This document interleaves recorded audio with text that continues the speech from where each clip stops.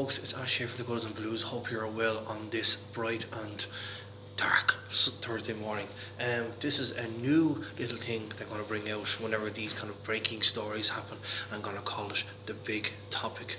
And obviously the big topic of today, unfortunately I didn't see it as early as you guys. I got it when I got up at some stage this evening, and I seen that the big topic was, from Everton's point of view, is that Real Madrid have come in with a bid of around, I think it was £85 million for Richarlison, which was, I believe, very, very quickly rejected by Everton Football Club. And I'm sorry, Madrid.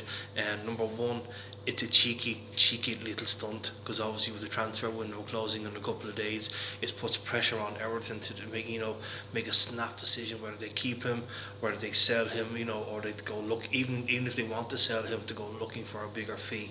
And secondly, Real Madrid, 85 million is not even close enough from a player who we got for 50 million. And quite frankly, even though yes, he's not as being prolific as we would like him to be, he's still pretty much our key player, our main key player. And Everton Football Club should not be selling their key players. At the end of the day, we're trying to rebuild. There's not much point in bringing in players like Richarlison, Luka Dean, Yerry Mina. They're all at decent young ages, and then players like Andre Gomez, Kabam, and hopefully he will become that player when he's fit. Players like Bernard, who's still quite relatively young.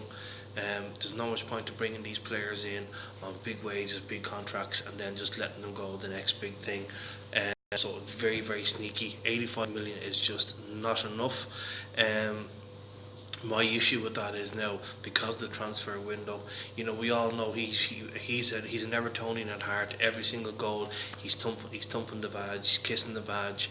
I believe it was either yesterday or the day before, he was at Finch Farm, and he's on the pitch with the kids, like kind of messing around playing football.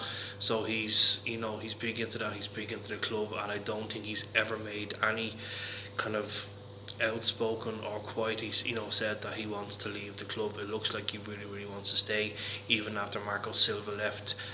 He thanked him for bringing him to the club and making him a better player, and I think we can all say he is definitely a better player. This season alone, I myself have slammed him time and time again in regards to his diving and to stop throwing himself on the ground.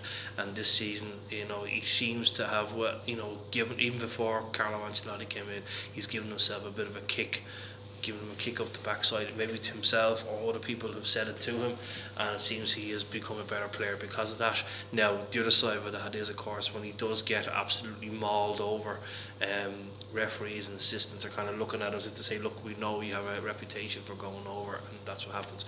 But that's something that he has to take on the chin, and obviously he'll get better as we go along. Secondly is the cancer, as I've said it before. Maybe the player's head might not be turned by by the offer by Real Madrid, but does his agent, does his head turn? Does he get a lot of money if he moves Richarlison on to them? You're going back then to the Lukaku situation. Lukaku wants to go to Chelsea, he gets 6 million. But Lukaku goes to Manchester United, the agent gets 10 million, obviously looking after number one. So do you have that situation where the agent now gets involved and starts trying to turn his head? Now, if that's going to happen, it's going to happen very, very quickly, because obviously we're now into the 30th of January, so he doesn't have much time left. I suppose in that sense, that is the good thing. But then it means he moves on in the summer. I don't believe we should be selling him. We shouldn't be we shouldn't even be giving them an offer of what we want from him. We shouldn't even turn around saying, no, we want 100 million, no, we want 120 million, no, 140 million. It should be blind, not for sale. And that is why it's key when it comes to contracts, that I'm sick and tired hearing, oh, we've got him for a 5-year deal, we've got him for a 5-year deal. No, we haven't got a player for a 5-year deal or signed a new 3-year contract, because always that one little line that's in that contract, the release fee.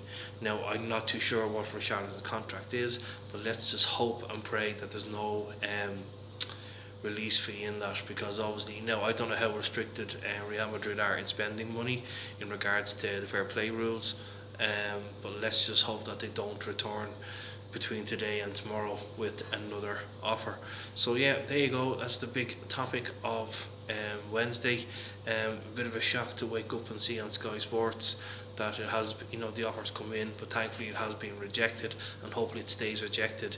And regardless of what offer comes in, the club still rejects it, and Richarlison keeps playing well for the club until the end of the season.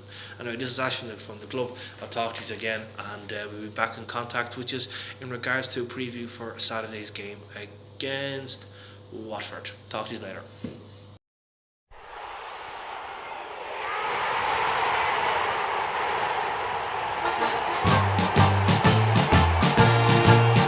It's a grand old team to play for. It's a grand old team to support. And if you know your history, it's enough to make your heart go, oh, we don't